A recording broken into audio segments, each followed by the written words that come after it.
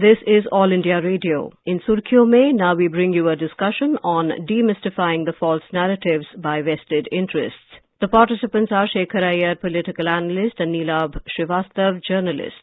It is about 70 days that the protests and sit-in by the group of farmers against the 3 new agriculture laws that were passed by the government in the parliament last year. These protests at the borders of Delhi are continuing, with the government and the union leaders at least holding 11 rounds of talks till now. And these meetings were aimed at finding a solution or to say a way forward to the issue. But now very recently, the discourse and debate has turned towards activities on the social media after pop singer Rihanna and young climate activist Greta Thunberg posted some messages in support of the farmers. The Ministry of External Affairs took cognizance of these developments, and if I can quote the MEA spokesperson, he said that the facts must be ascertained before anyone rushes to comment. He also added that the comments were neither accepted, accurate or responsible.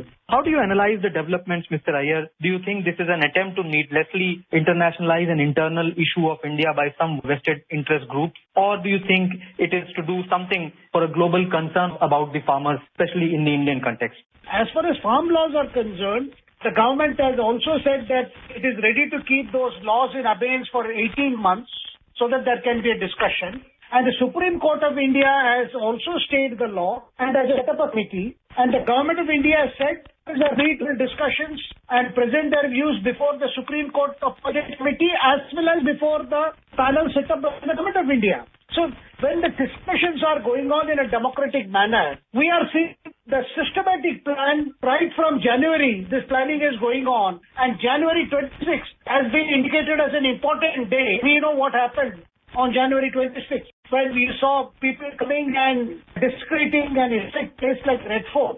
So it is very clear that some extremist elements who are sitting abroad and they have got funds to go about an international campaign, and that campaign is directed at somehow trying to bring a bad name to our parliament, to our legislative making process. And the whole idea is that whatever hurdle is possible should be put when India wants to reform its agriculture and do a better deal for farmers.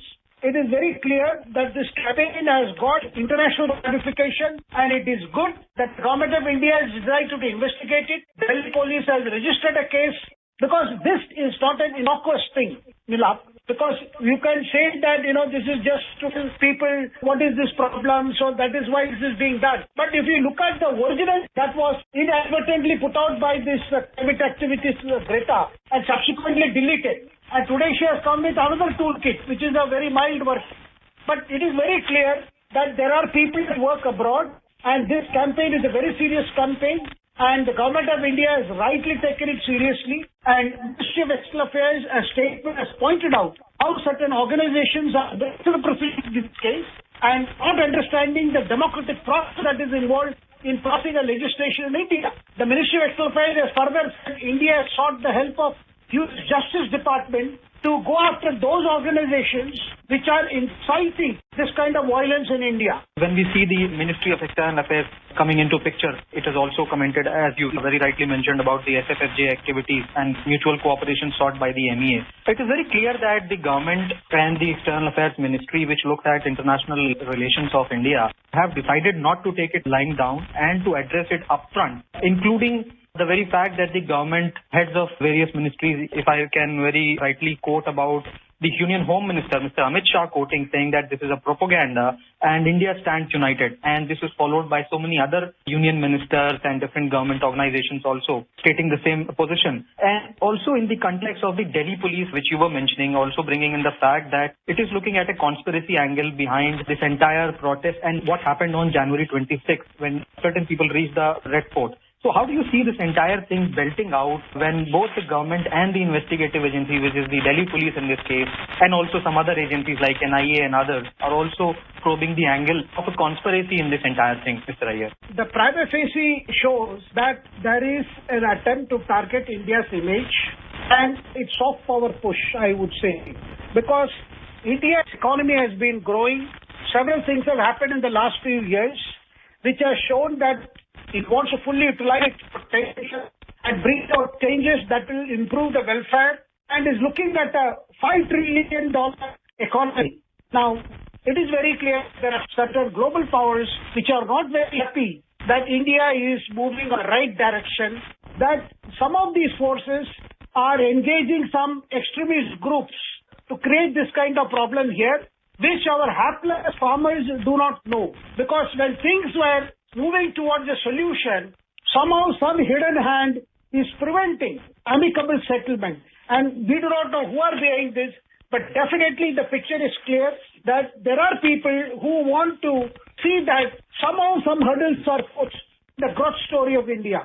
So much of outrage over people who do not understand our agriculture or our farmers. Singer like Rihanna, or even this climate activist Greta, they are going by certain reports, and this campaign which is going on, this is actually I would say a wild PR campaign being mounted from abroad by vested interests to bring a bad name to India so that India can be somehow prevented from going ahead with much needed changes in its economic system.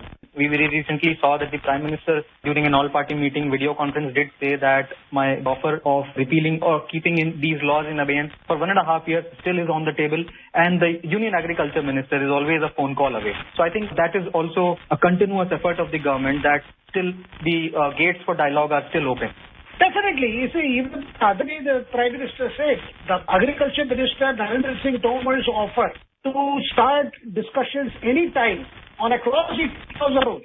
Farmers are free to go to the committee, Supreme Court, and as well as experts committee being set up by the Government of India to do a logical discussion and reach amicable solution. Because whatever was concerning the farmers, already Government of India said it was ready to address one or two issues. Now, as far as the three farm laws are concerned, there is certain reason why Government of India brought this legislation to give our farmers an alternative or in addition to the existing mandi. Even in this budget that was presented by Nirmala Sitharaman ji, government has set up the agricultural infrastructure cess to create that fund to strengthen the mandis.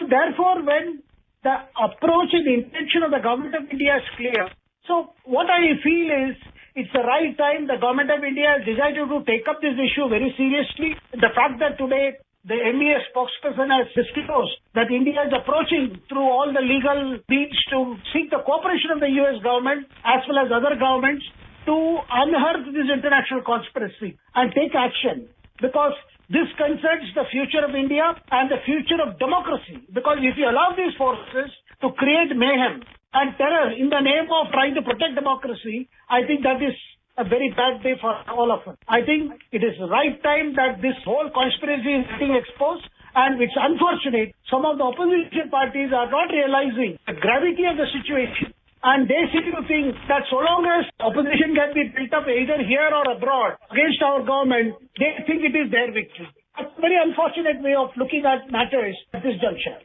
How do you see the domestic narrative? You mentioned few points about it. I would want you to please, for the benefit of our listeners, as to how has been the narrative in the domestic arena. The narrative that which some opposition parties want to push forward is they are looking at this issue as an opportunity to corner the government and to join with forces which wants the government to repeal the law. After all, this government, which got a full mandate, a mandate no government has got before, came up with these legislations in order to give a boost to the agriculture sector with the objective of building the farmers' income.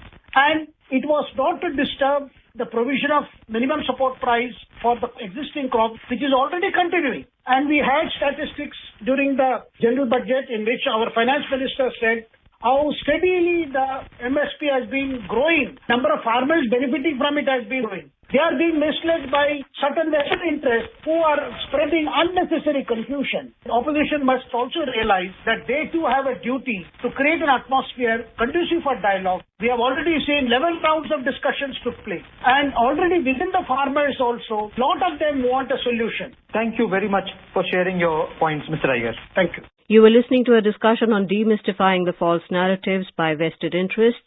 The participants are Shekhar Iyer, political analyst, and Neelabh Srivastav, journalist. This program was produced and presented by the News Services Division of All India Radio. You can listen to it on our mobile app, News on AIR. This program is also available on our website, newsonair.com. You may email your opinion about this program at airnsdtalks@gmail.com.